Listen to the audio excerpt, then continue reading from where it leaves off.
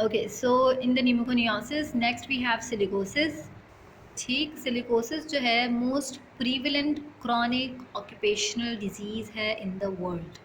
अगर सिलिकोसिस से रिलेटेड हम कुछ पॉइंट्स हाई रिमेंबर करना चाहें, so these are it grows slowly, it causes slow infection in the upper lobe. ठीक है, कोलवर्कर न्यूमोकोनियोसिस भी हमने पढ़ा था कि वो अपर लोब में ही कॉज करवाता है. And the risk for TB is there in the silicosis, but coal worker pneumoconiosis में रिस्क फॉर टीबी नहीं है. ठीक. The chest X-ray we have ground glass appearance. In the CT we have nodular opacity and axial calcification is also there and it is treatable. ठीक है. अगर sources की बात की जाए, foundries casting metals, sand blasting, working in mines, these are some areas where the exposure to the silica is there. ठीक. Silica occurs in both crystalline, हमारे पास सिलिका की कुछ फॉर्म्स हैं, two forms, crystalline and amorphous forms. But crystalline forms में जो हमारी चीज़ें हैं लाइक क्वार्ट्ज है, क्रिस्टोबेलाइट है एंड ट्राइडेमाइट है, are much more fibrogenic than amorphous forms. Of these quartz is most commonly implicated in silicosis. Pathogenesis क्या है? Inhalation of quartz crystalline silicon dioxide. इसके बाद क्या होता है कि साइटोलाइटिक एक्टिविटी होती है to the alveolar macrophages, causes alveolar macrophages की लाइसिस होती है and releases cytokines like interleukin 1, tumour necrosis factor, fibronectin, lipid mediators, oxygen derived free radical and fibrogenic factors that lead to fibroblast accumulation and causes fibrogenesis. अच्छा, the silicosis जो है वो dose related है. अगर ज़्यादा से ज़्यादा डोज इंक्रीज़ होगी सिलिका की, that lead to more disease. Types क्या हैं? Simple, complicated and silicoproteinosis. Right. Simple में हमारे पास स्मॉल लंग नोड्यूल्स हैं विच आर फाइब्रोकैल्सिफिक. कॉम्प्लिकेटेड में बिग लंग नोड्यूल्स हैं जो कि कोलेसिस करते हैं and lead to progressive pulmonary fibrosis. एक प्रोग्रेसिव और एक जनरलाइज्ड व्यू देते हैं फाइब्रोसिस की. And the third form silicoproteinosis, जो कि 5 साल बाद after 5 years it lead to eosinophilic material appear will fill the alveoli. उसमें हमारे पास एक इजोनोफिलिक प्रोटीनिशियस मटीरियल होता है जो कि एल्वुलाई को फिल करते हैं.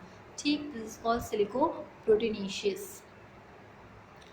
अच्छा, there are two forms on the basis of clinical finding or clinical presentation: acute silicosis and classic silicosis.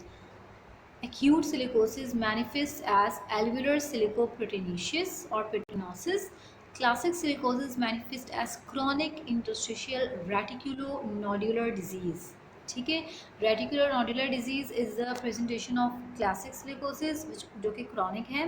Acute में एल्वुलर सिलिकोप्रोटीनोसिस अपेयर होती है. और क्लासिक की अगर बात करें तो उसमें और भी फर्दर बहुत सारे डिविजन्स हैं, क्लासिफिकेशन है. Clinical findings most commonly cough and dyspnoea. Morphology grossly अगर देखा जाए तो early stages by tiny barely palpable discrete pale to blacken if coal dust is also present, so black appearance hoti hai. Nodules ki in the upper zone of lung, the nodules are seen on the gross examination in the upper zone of lung and these are tiny and they are barely palpable in early stages. As the disease progresses, these nodules may coalesce into hard collagenous scar. Some nodules may undergo central softening and cavitation. This change may be due to the superimposed tuberculosis or to ischemia. ठीक है. अगर progress करे disease तो हमारे पास वही छोटे छोटे nodules जो है वो खुलेस करके हार्ड एक कोलेजनस स्कार में कन्वर्ट हो जाते हैं और वो स्कार, वो नोड्यूल हमारे पास में भी सेंट्रल सॉफ्टनिंग जाए and that lead to cavitation, central cavitation. This change, ये चेंज में भी हो सकता है due to the superimposed tuberculosis. हमने कहा कि सिलिकोसिस इज़ अ बेस और is a risk factor for the tuberculosis, या फिर इस्कीमिया की वजह से भी कैविटेशन हो सकती है. फाइब्रोटिक लीजन्स में also occur in the hilar lymph nodes and pleura. And in the histological examination, these nodular lesions consist of concentric layer of hyalinized collagen surrounded by a dense capsule of more condensed collagen. ठीक है. उन nodules को अगर हम histological examination में देखें तो concentric layers होती हैं हाइलिनाइज्ड कोलेजन की, और फिर जो उनकी जो कैप होती है, जो डेंस कैप्सूल होती है, that is more condensed than the concentric layers.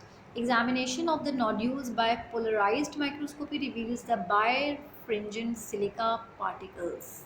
ठीक. Diagnosis how we diagnose silicosis. Chest X ray अगर हम देखेंगे अक्यूट स्टेज में, सो ग्राउंड ग्लास अपेयरेंस होगी in all lung fields and generalise होगी. ठीक. क्रॉनिक में हमें नोड्यूलर ओपेसिटीज़ मिलेंगे white and the high resolution CT there is honeycombing. And sometimes जो है हमारी कैल्सिफिकेशन होती है, sheets of calcification lymph nodes में होते हैं, एंड उसे हम अगर रेडियोग्राफिकली देखें तो एक एग शेल की तरह दिखाई देते हैं. एग शेल कैल्सिफिकेशन बोलते हैं हम उसे. That is calcium surrounding a zone lacking calcification. ठीक है, एक लेयर, एक जोन हमारी कैल्सिफिकेशन होगी and other is without calcification, other is calcification, other is without. तो एक एग शेल जो है अपेयरेंस होगी.